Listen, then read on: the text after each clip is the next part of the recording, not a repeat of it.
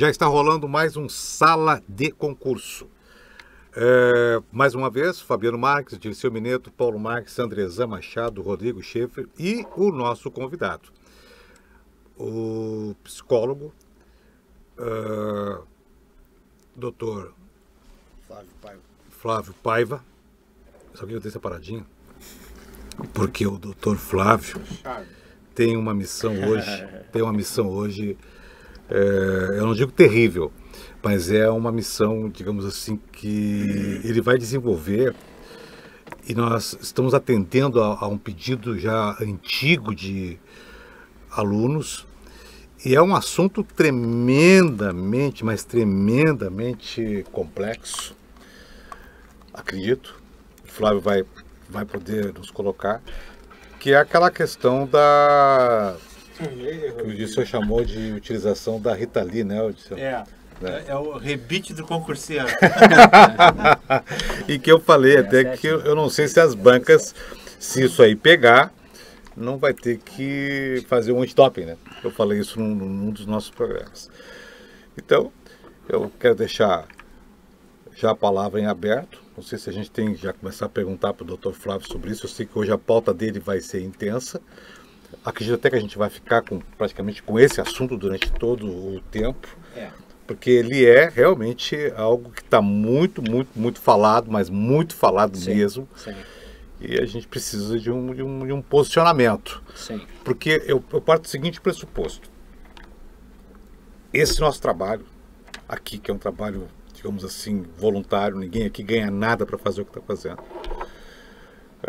Tem a participação de todas as pessoas que se interessam por levar uma mensagem aos concurseiros. Isso faz com que nós tenhamos uma responsabilidade de dar uma resposta a esses concurseiros. Então, como isso acaba fugindo um pouco da nossa experiência como professores de conteúdos de português, de legislação, de informática, que é o nosso caso, e a gente tem que buscar daí um posicionamento médico, digamos, né, clínico, tivemos que trazer alguém que pudesse nos dar esse suporte. Então, o Dr. Flávio Paiva está aqui para isso, vai nos ajudar. E eu vou começar perguntando. Usam os concurseiros ou não usam? E por que eu lhe pergunto isso? Porque eu sou um psicólogo especialista em preparar concurseiros. Sim. Então até eu gostaria de saber se o senhor recomenda ou não recomenda. Não é? Enfim. Discretamente. Vamos para a primeira parte. Sim. Usam ou não usam? Bom, pessoal, em primeiro lugar, boa tarde a todos. É um grande prazer estar aqui e poder falar da Ritalina. Concordo contigo, Paulo, assim, nós temos uma missão, né? Nós trabalhamos com desenvolvimento humano. Antes de qualquer coisa, a gente ajuda pessoas a serem melhores, né, nas suas vidas, buscando aí um sentido para suas carreiras e de arrasto melhorando a vida de familiares, amigos, participando de um grupo social seleto, que é esse grupo de pessoas concursadas. Então, me sinto muito honrado de estar aqui e fazer parte desse grupo. Claro, o assunto é muito polêmico. Infelizmente, nós não temos dados estatísticos, dados de pesquisa, para dizer qual é o percentual de concurseiros que usa. Mas a síndrome da Ritalina vai muito além dos concursos. Existem estudos que indicam que 15% de todos os estudantes de medicina usam Ritalina, exclusivamente Ritalina, entre outras drogas. Então, estudantes de medicina. Existem pesquisas que indicam que estudantes de medicina que sabem, saberiam dos efeitos colaterais. Sim, dentro de uma faculdade médica foi feito esse levantamento. Mas também temos casos de todas as outras modalidades e não só a medicina, claro, vamos ser justos, né? Economistas, engenheiros, pessoas que precisam de um grande esforço intelectual para concluir a graduação. Esse tipo de droga, que são as anfetaminas, são muito comuns. E sim, os concurseiros usam, não sei dizer o percentual porque ninguém sabe, nós não temos uma pesquisa séria a respeito desse tema. mas todos nós sabemos que é muito comum. E tem alguma diferença, Flávio, em relação a esse tipo de droga que se utiliza e aquela que o caminhoneiro, o famoso rebite, que a gente tanto ouve falar, usa? Há uma diferença? É a diferença de intensidade. Porque ambas são excitatórias do sistema nervoso central, precisamente o centro de recompensa, o centro de prazer. E no caso da Ritalina, ela é uma droga desenvolvida para tratar um transtorno específico, que é o transtorno de déficit de atenção. Ela nasce com essa finalidade, ela é patenteada ali pelos anos 50 e desde então há um aumento exponencial na venda dessa droga, tanto no mercado lícito quanto no mercado ilícito. Em torno de há 20 anos mais ou menos é que começamos essa síndrome de uso para aumento de atenção e concentração na esfera dos estudos e dos concursos, mas eu tenho uma má notícia para os concurseiros. Os estudos indicam que a Ritalina não aumenta concentração e atenção. Não aumenta. E a casa caiu agora, né? Mas aí vamos explicar, né, clinicamente o que acontece. O próprio transtorno de déficit de atenção e hiperatividade, na área médica, na área médica e psicológica, né, ele é um transtorno muito questionado. Porque os critérios para avaliação e diagnóstico, eles são pouco científicos. Eles são muito subjetivos. Qual a impressão dos pais a respeito de? Qual a impressão dos professores a respeito de? A criança, o sujeito, ele perde coisas muito facilmente quando ele está brincando, ele se distrai, ele não completa tarefas, aí eu disse aqui em off, bom, esse sou eu, né? Aí eu olho para o lado da minha filha, aí eu olho para o outro lado da minha esposa, e a crítica é justamente essa. De um ponto de vista, de um nível de análise, os critérios são ruins, para diagnosticar o próprio transtorno. Então, o que dizer da aplicação de uma droga que foi desenvolvida para tratar um transtorno que é questionável, que está sendo questionado? E como é que tu vai avaliar o resultado? Exato.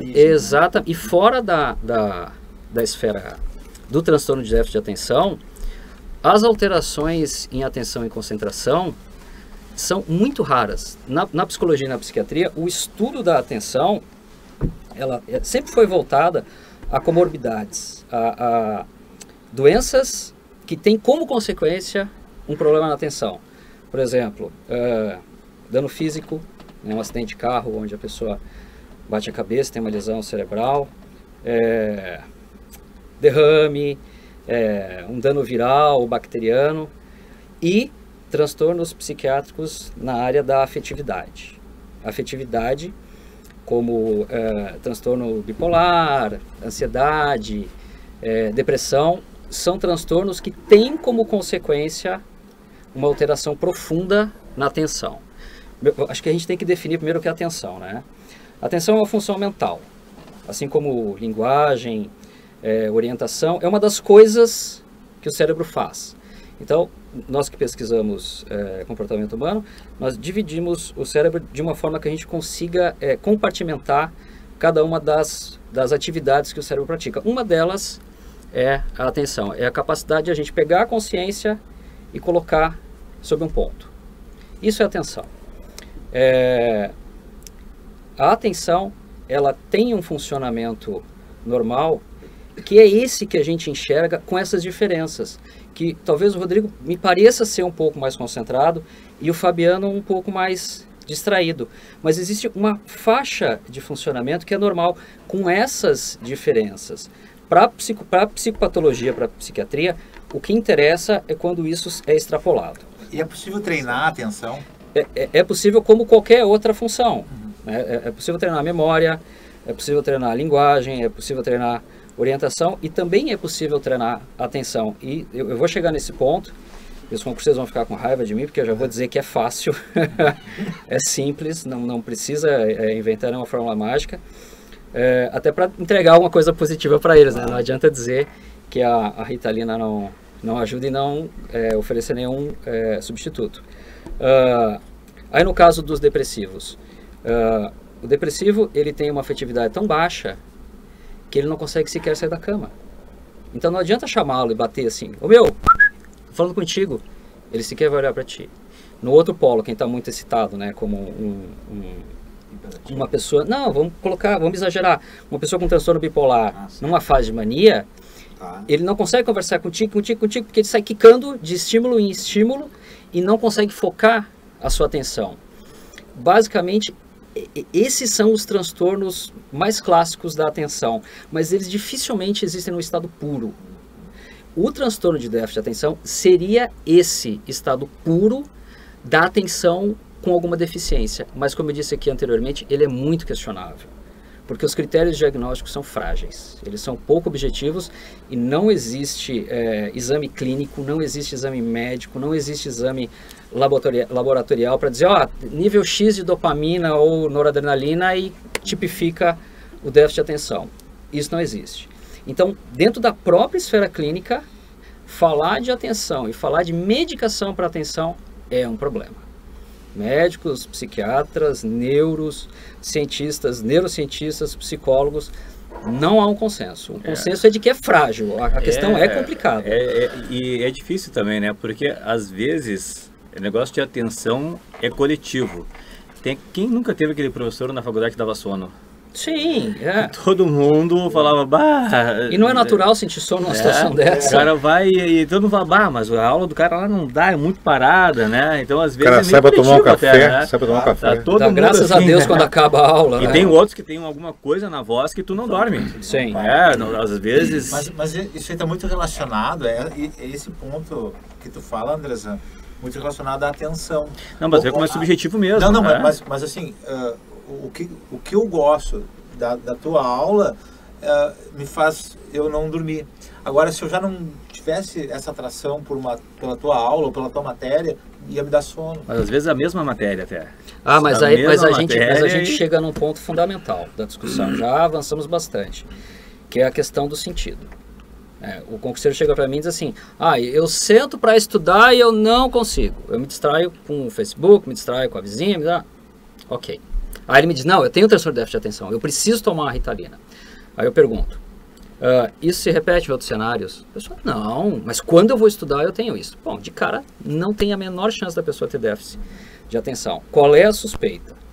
A pessoa está fazendo aquilo por obrigação, a pessoa está fazendo aquilo ali com uma alta expectativa, a pessoa está fazendo aquilo com algum problema mais intenso na vida dela, alguma urgência, que ela não consegue depositar a atenção ali.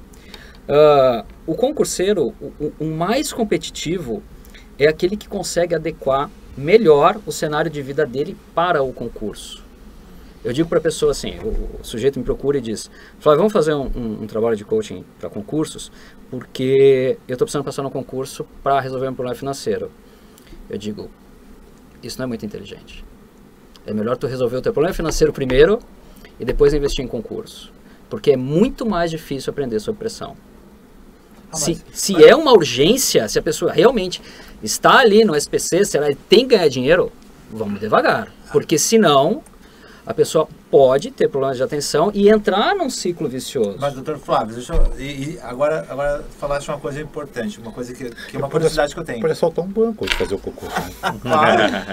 É que aí muda o problema. Não é mais... É uma outra condição. Exato. Falaste de deixar... Da urgência, né? Da urgência. Existem os procrastinadores. Sim. Aqueles que só trabalham sob pressão. Ou seja, eles deixam para fazer uma tarefa na última hora, eles inventam desculpas. Sim. Eu tenho que estudar, eu tenho que fazer um trabalho, eu tenho que fazer alguma coisa. Não, mas antes eu vou fazer isso, depois eu vou fazer aquilo. Certo. E deixa para a última hora para fazer em cima do laço. Uhum. Aqueles que também ficam inventando desculpas. E isso não é uma coisa consciente, às vezes é inconsciente. Sim. A pessoa faz isso. Isso aí é meio nosso, do brasileiro, né? Não, mas tem um perfil mais forte. Tem um perfil mais forte. Mas e aí dá Ritalina para esse cara? Pois eu não sei. Não. Aí eu acho que está dentro daquela faixa da normalidade. Exato. Até mais simples de ser, porque assim, eu tenho clientes procrastinadores. Eu não brigo para mudar o cliente, porque ele tem opção.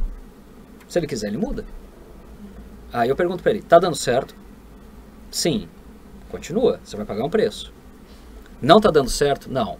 Bueno, Então a gente vai ter que mudar alguma coisa. Mas de largada, eu não parto querendo mudar o cliente, porque é muito difícil, para qualquer um de nós, vamos pensar, é muito difícil para nós mudarmos características pessoais. É até uma abordagem do coaching, né? Trabalhar com o que a pessoa já tem de bom. Funciona estudar em cima da hora, mas tem que ser sincero e tem que me trazer o resultado. Realmente funciona trabalhar sob pressão ou é escapismo? Ou é desculpa? Não, se funciona, tudo bem. Eu tenho clientes que passaram assim. Em uma semana estudaram, não sei lá quantas horas. Flávio, eu tenho uma perguntinha. Olha só, o nosso tema é Ritalina. Bom, tu mesmo dissesse, a gente sabe, porque teve gente que nos mandou e-mail dizendo, eu uso, mas eu quero saber se e tal. Foram umas 2 ou 3 pessoas. Exatamente. Sim, Bom, tá. Aí, então, certamente, essas pessoas que usam, ou não sei, elas usam por conta. Sim. Certo? Embora seja um remédio controlado. Um remédio controlado, mas hoje Sim. em dia a gente sabe que a gente consegue comprar remédio controlado com maior facilidade. Sim, infelizmente. Sem o controle. Né? Então, eles usam.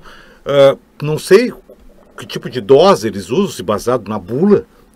Não é? Se a bula traz ali a dose, não sei. Mas alguns dizem que funciona. Aí eu te faço agora 2 perguntinhas. Como todo medicamento, deve ter sido feito um teste com um ratinho, alguma coisa. Sim. Tá? Como é que os ratos se comportaram? Estudaram, Se estudarem, porque senão eu vou começar a abrir curso para preparar rato para o TRT, rato para o TRE. Sendo nomeados. Eles não vão ver. Eles não vão ver. E segundo, se tem efeito colateral. Vamos lá. Os ratos? Vamos aos ratos primeiro. Existem estudos que indicam que alguns ratos performam melhor sob efeito de Ritalina e outras anfetaminas. Isso é o doping. Em humanos é contraditório, porque vou me referir a um estudo aqui nacional feito na Faculdade Federal de Medicina de São Paulo. Uma pesquisadora, ela separou 5 grupos. Determinou tarefas idênticas para eles, e os grupos eram divididos entre aqueles que não iam tomar nenhuma dose de Ritalina e aqueles que iam tomar 10, 20 e 40, 4 grupos na verdade, 10, 20 e 40, que são as dosagens que são vendidas na farmácia. Depois de aplicada a dose e aguardado o tempo para absorção da dose, esses grupos fizeram testes de memória de curto prazo, memória de longo prazo, atenção e função executória. Os resultados foram idênticos. Sim. Agora com detalhe, e é aí que começa a ficar perigoso. O grupo que recebeu a maior dosagem reportou que teve uma intensa sensação de prazer, que se sentiram com um bem-estar diferenciado. Embora a capacidade de resposta fosse similar, sim, numa não estava associado tanto prazer e na outra estava associado prazer. Com a Ritalina, a sensação de prazer é muito evidente. Mas isso talvez explique isso. Não, mas aí você tocou no ponto que é o problema. Aí entra porque uma lógica mesmo. Exatamente, porque a anfetamina, ela atua nesse ponto. Como é que foi descoberto a central do prazer no cérebro? É uma experiência bem interessante. Eles estavam com os ratinhos no laboratório e eles não queriam que os ratinhos ficassem numa determinada parte da gaiola. Aí eles colocaram um eletrodo dentro do cérebro do ratinho para dar um choque bem desagradável e o ratinho correr dali. E quanto mais eles davam choque nesse ponto, mais o ratinho ficava. E quando eles tiraram o ratinho intencionalmente desse ponto e colocaram em outro e deram choque, o ratinho voltou para esse ponto. Por quê? Porque eles tinham atingido o centro de prazer do cérebro. Tipo, sem querer fazer sem isso. querer. O ratinho estava achando o máximo. Tava literalmente gozando. Gozando. Assim, é puro prazer. O centro do prazer, quando a gente coloca o cérebro lá a máquina de PET scan no cérebro, sob efeito de heroína e com orgasmo é igual. Você não consegue distinguir qual é qual. Porque é o mesmo centro. Então, as anfetaminas agem nesse ponto e sim, começam a criar uma sensação de que a vida está tudo bem. E é nesse ponto que você associa o estudo ao prazer e você cria uma condição de drogadição.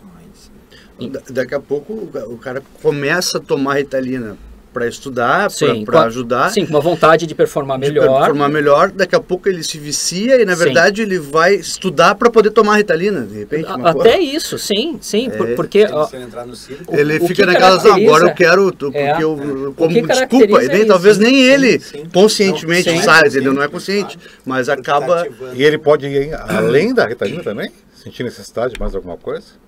sim, porque as anfetaminas têm esse perigo.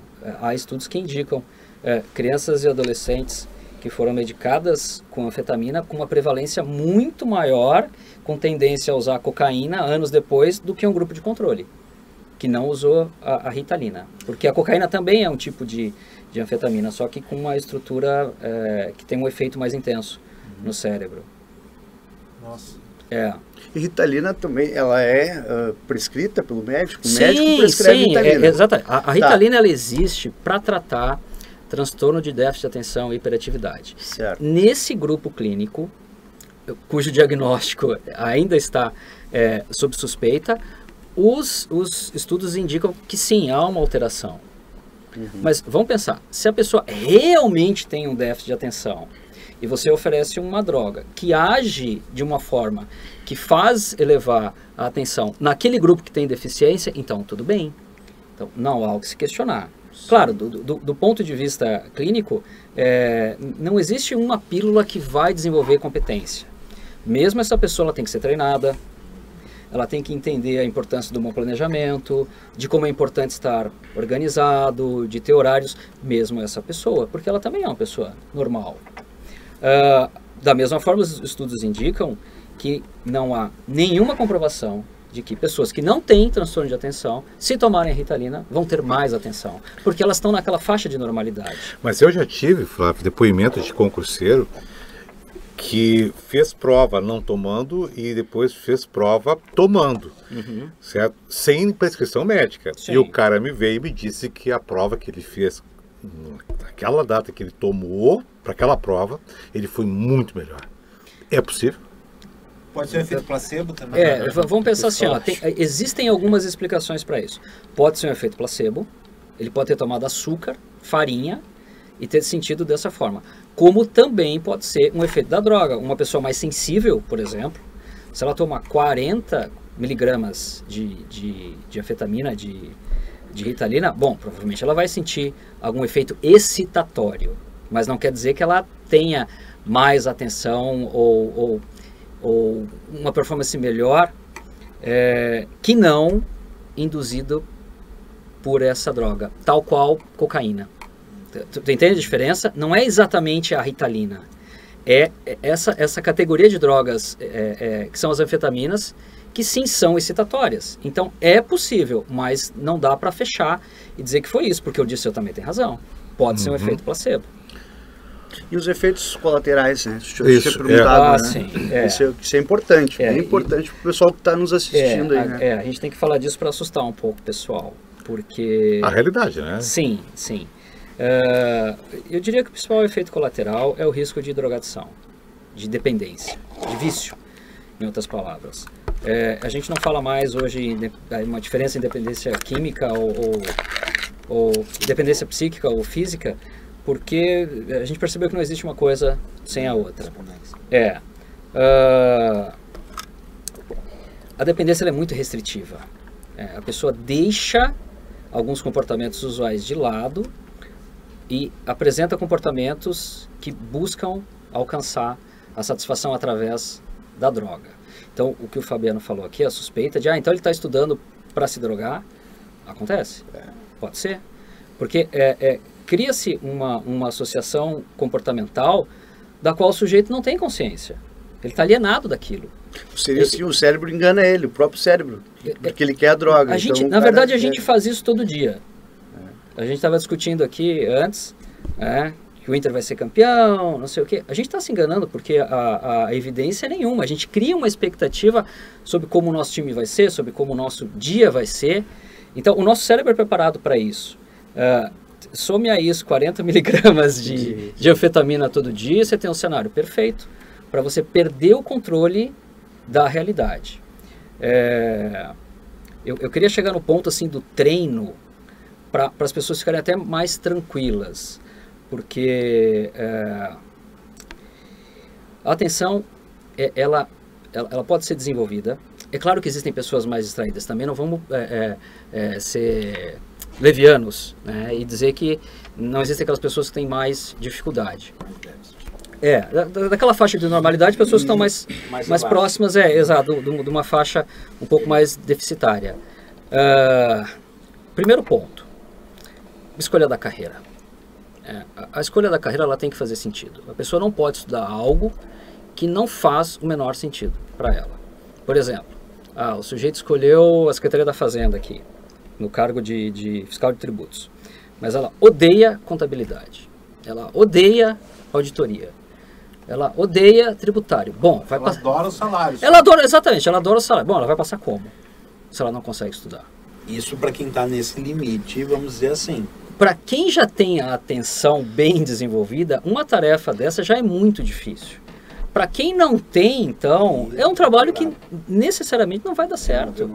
Exatamente, porque ela vai contra os valores dela, contra aquilo que ela tem de positivo ou negativo. Então, primeiro ponto, escolha da carreira. Por quê? Porque quanto mais o concurso estiver encaixado na afetividade, aquilo que eu falei antes, né? Os transtornos de atenção estão muito associados aos transtornos de afetividade. Da mesma forma, quanto mais afetiva a tarefa, quanto mais aquilo fizer sentido para ti, mais fácil depositar a atenção. Então, mesmo para o sujeito, Flávio, é o seguinte, eu quero esse concurso, mas eu não sou apaixonado pela carreira. Ok, vamos criar algumas estratégias, então, para você começar a estudar e melhorar o teu desempenho. É como eu falo, a gente vai comendo pelas beiradas. Então, assim, o que tu mais gosta desse edital aqui? Eu gosto do administrativo. Sugiro começar por aqui. O que tu menos gosta? Tributário. Dá um tempo. Tem muita gente que faz o contrário, que já se atira no tributário para zerar aquilo e não consegue sair nunca. Flávio, eu tenho lido sempre como dica, várias pessoas na internet, livros, enfim, dizendo sempre que a gente deve estudar a matéria que a gente menos gosta, mais do que a gente... Porque é aquela que a gente gosta que tem facilidade. Não. Nesse cenário. Sim. Nesse cenário. Eu não sou muito da performance pela performance. Né? Quando eu trabalho com os meus clientes, eu sou um pouco mais estratégico. Né? Eu prefiro que o sujeito faça uma prova e mostre para mim enquanto ele está performando. Vamos dar um exemplo aqui. A prova do sujeito tem 100 pontos. Para ser aprovado, ele precisa fazer 65. E nesse momento ele está performando 60.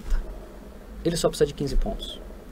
Aí eu pergunto para ele, onde é que você quer pegar esses 15 pontos? Então, ele pode até passar na prova pegando mais um pontinho naquela disciplina que ele não vai tão bem. Pode acontecer. Então, ele não precisa fazer aquele esforço enorme para vencer todo o tributário. Ele pode investir grande parte desse esforço em algo que ele já vai bem, se capacitar mais, pegar ali mais 3, 4, 5 pontos e já avançar. E nessa medida em que ele trabalha assim, ele se torna mais competitivo. E ele deixa de lutar contra aquilo que ele tem de deficitário.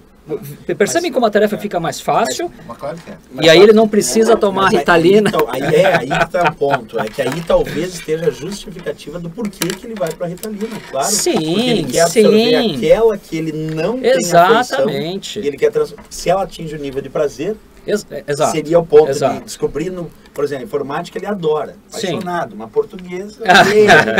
Então o que ele faz? Ele toma para o português. Talvez para informática não tanto. Eu tenho uma vez... Porque uma coisa que a gente nota em sala de aula, em geral, é o seguinte, às vezes a gente senta na sala dos professores e além dessa parte, claro, de gostar mais de uma matéria ou outra, eu vou dar meu depoimento. Tem certos alunos que tu chega lá e eles estão acabados, no sentido de que o olhar deles é de insatisfação total com aquela matéria. Por mais que tu faça macaquices, faça a coisa tentar ficar agitada, mas é nítido no olhar dele a insatisfação total. E eu não tenho dúvida que se um cara desse chega nesse estado, ele vai buscar alguma coisa, porque aí a gente está pensando no nível de concorrência. O pensamento dele não é para ele, o pensamento dele é o cara do lado ali que está adorando a matéria do lado dele e ele olhando o cara ali voando. Quase como um desespero, vamos dizer assim. Né? Olha só como é uma questão de opção de estratégia. É claro que existe uma abordagem neuroquímica. Né? Vou tentar, através do remédio, da Ritalina. Vou tentar. Né? Exato. Assim, o sujeito não pensa assim, mas é o que acontece. Eu vou me excitar, eu vou excitar o meu cérebro, vou excitar o meu sistema nervoso e vou ver o que acontece. Eu me sinto mais atento e tal. Vamos ver o que acontece. Outra abordagem é essa estratégica, do tipo, eu não gosto de informática, não gosto do Rodrigo, mas eu vou ter que dar um jeito. Qual é o jeito que eu vou dar? Quantos pontos eu preciso fazer nessa disciplina? E aí a gente chega num outro ponto nevrálgico da questão dos concursos, que eu acho que também faz a pessoa escapar para a Ritalina, que é a questão da expectativa. Os alunos, eles têm uma expectativa a respeito de si mesmos e a respeito das suas performances que, na maioria das vezes, é irreal. Eu vejo assim com os meus clientes, quando eles chegam para mim, que eles têm uma ideia de que eles têm que ir bem em tudo. E isso não é verdade. Eles têm que passar numa prova. Isso são coisas totalmente diferentes. Mas se o sujeito cria uma expectativa pessoal, social, de performance, que ele tem que ir excepcionalmente bem, bom, aí ele está a um passo de fazer qualquer coisa por isso. E, de novo, perder a noção da realidade.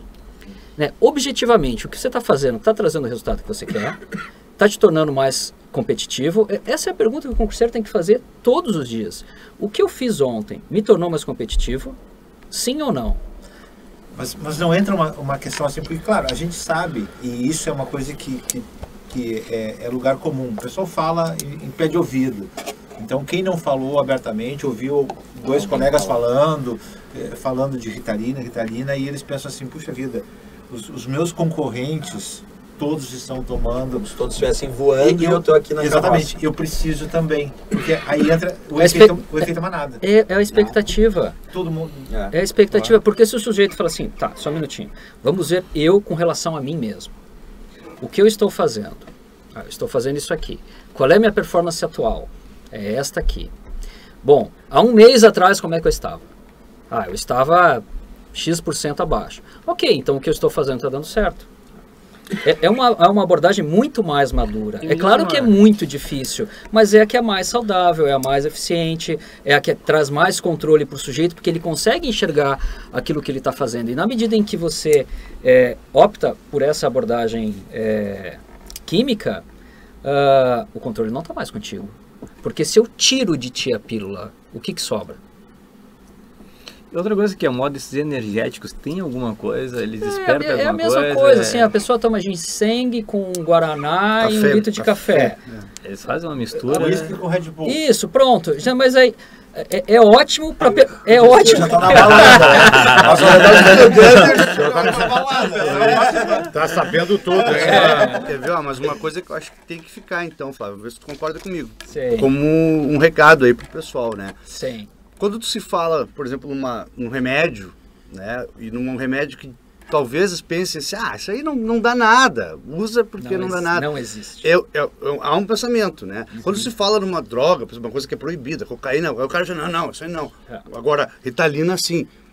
A diferença, tá me falando, são anfetaminas? Sim, a diferença é a intensidade. É a intensidade. Então, é semelhante. Então podemos deixar aqui dito para os concurseiros que não é bem assim, que não dá nada. Não, dá sim. Até a gente não falou, né, Fabiano? Tu perguntou e eu acabei não abordando. Tem mais de 50 efeitos colaterais. Né? E os mais graves batem no evento morte. Morte súbita e pensamentos suicidas intensos. Inclusive na bula está escrito isso. Risco de suicídio e, entre parênteses, assim, suicídio cometido. Mas tem gente que não passa no concurso e pensa isso. Assim, o mundo do concurseiro eventualmente já não é... vida morte, exata, né? Já não é um arco-íris, já é meio árido, o sujeito tomando isso. Porque um dos riscos da Ritalina, e é aí que fica confusa o funcionamento dessa droga dentro do cérebro, uma das consequências é depressão. Talvez pelo efeito rebote. A consequência desse uso demasiado é chegar num ponto... A gente nem pode falar nisso. Talvez uma semana de uso. Porque a gente não tem controle. Claro, a gente não tem controle. Cada cabeça é diferente. Cada ser humano é diferente. Então, é pena que as pessoas não tenham noção do quão sensível é esse equilíbrio neuroquímico dentro da cabeça da gente. Bom, a gente toma um copo de cerveja, já fica diferente. Já não se comporta diferente. Né? O governo federal trouxe aí a lei seca, porque ela sabe, o governo sabe, que se a pessoa tomar uma cerveja, já dá alteração comportamental. Tu imagina você tomar uma anfetamina. Né? E a longo prazo, às vezes o cara estuda muitos anos, aí mas é por isso é extremamente prejudicial. Infelizmente... Né? Aí não adianta, tu toma para melhorar sim. até a atenção e acaba talvez lesionando outras partes do cérebro, né? Causa dependência, está escrito na bula, risco de dependência, porque a pessoa deixa de se perceber capaz de atuar daquela forma sem um remédio. É a mesma coisa tomar um martelinho de manhã. Eu tenho que tomar porque eu estou tremendo. É a mesma coisa, só que no outro contexto, com outros comportamentos. E as pessoas perdem essa sensibilidade de que, como eu disse antes, tu tira o comprimido, sobra o quê do sujeito? Se o sujeito está fragilizado, ele já está em síndrome de abstinência. É muito grave, pessoal. O nosso tempo já passou, mas o assunto é como previsto, né? Como previsto. Muito importante. Posso falar um minutinho? Sim, pode. Eu só queria deixar.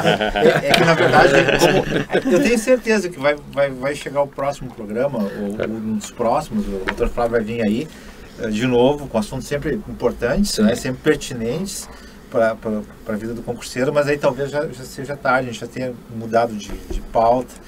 E até aproveitando também o ensejo, né, se for o caso, gostaria que me corrigisse, porque eu li certa vez que o cérebro, ele e, claro, como muitas histórias que se conta do ser humano que remonta lá ao tempo das cavernas, que o cérebro humano ele é preparado justamente para prestar atenção em várias coisas. Sim. No tempo das cavernas, que a pessoa Sim. tinha, daqui a pouco vinha um dinossauro, vinha um leão. Sim. Então a pessoa estava aqui parada e tinha que estar prestando atenção em várias coisas. Uhum. E daí a dificuldade da pessoa ficar parada, focando em alguma coisa. E uma das sugestões para que a pessoa aumente o poder de concentração é justamente fazer meditação. Então, dedicar 10, 15, 20 minutos por dia, que é justamente... E existem várias formas de meditação, mas uma meditação, por exemplo, em que a pessoa fica pensando em alguma coisa específica. Por exemplo, fica focada na respiração. Então, a pessoa fica parada, quieta, focando na respiração. E o cérebro começa a viajar. É difícil fazer isso. A gente começa a pensar num compromisso que vai ter depois, começa a pensar no que aconteceu ontem e não consegue. E esse exercício, esse domínio dessa prática da meditação aumenta o poder de concentração para que justamente na hora de estudar a pessoa consiga estar estudando português, ou está estudando legislação, informática, matemática, seja o que for, não comece a viajar, porque vale muito mais daqui a pouco 1 hora bem estudado, ou 2 horas bem estudadas por dia, do que passar 4, 6 ou 8 horas. Tem um programa do governo agora para isso, né? Tem. Na meditação. Tem. Deixa eu completar o que o Dirceu trouxe aqui. Dirceu, é fato, né? Meditação ajuda, assim como prática esportiva ajuda. Eu sempre pergunto para os clientes assim, em que contexto você se sente bem? Tem gente que diz, fazendo jardinagem. Faça. Treine o seu cérebro para que você seja acolhedor de si mesmo, né? Trate bem você mesmo, que aí o resultado passa a ser uma prática diária, ele é mais palpável, ele vem mais rápido, mas eu não posso prescrever isso, porque tem gente que tem um pensamento mais acelerado, e as pessoas que falam assim, sabe, não tem um pessoal que fala assim, as pessoas que falam muito rápido, então... As pessoas que falam assim, elas pensam assim. E se você falar em meditação para ela, ela já saiu. Ela já não está mais à sua frente. Agora, se a pessoa realmente tem um pensamento muito acelerado, isso também pode ser tratado quimicamente. Se estiver acima daquela janela ideal. Por isso que é importante, se a pessoa tem algum sintoma, isso é importante a gente dizer aqui também, né? Se a pessoa tem algum sintoma que ela percebe que realmente ela não tem controle, é patológico. Aí é importante conversar com o psiquiatra, um neuro, para ver o que pode ser feito para ela melhorar aquela condição e aí sim melhorar nos estudos, mas nunca a pílula pela pílula. E isso não existe. É importante deixar claro que não existe pílula para desenvolver habilidade. A pessoa tem que treinar. Agora, se tiver acima ou abaixo dessa faixa de normalidade, sim, ela precisa ser medicada, porque aqui a gente não vai demonizar os remédios, né? Pelo amor de Deus, né? Todos nós já precisamos, né? Todos os dias fazemos uso praticamente. Agora não podemos cair nessa ilusão de que a pílula vai nos salvar. O uso indiscriminado. Né? Não, agora eu vou tomar a pílula da beleza, a pílula da inteligência. Não é por aí. Muito bem. Terminou o nosso tempo, aliás, passou bastante do nosso tempo. E eu acho que esse tema, ele vai voltar, hein? Então eu quero fazer uma proposta para vocês. O que você acha se a gente convidar o nosso pessoal, os nossos concurseiros, a nos encaminharem perguntas objetivas? A gente vai fazer um banco de questões, digamos assim, sobre esse assunto. Convidamos o Flávio daí mais uma vez para vir para cá, para responder pontualmente as questões dos concurseiros. Muito bom. Está em pauta isso? Tá em pauta. Então tá, meu amigo concurseiro, minha amiga concurseiro, vai relacionando aí o que tu quer saber, que o Flávio vai voltar. Pode ser, Flávio? Sim, compromisso total. É isso aí. Até o próximo programa, muito obrigado e tchau. Tchau, obrigado, pessoal.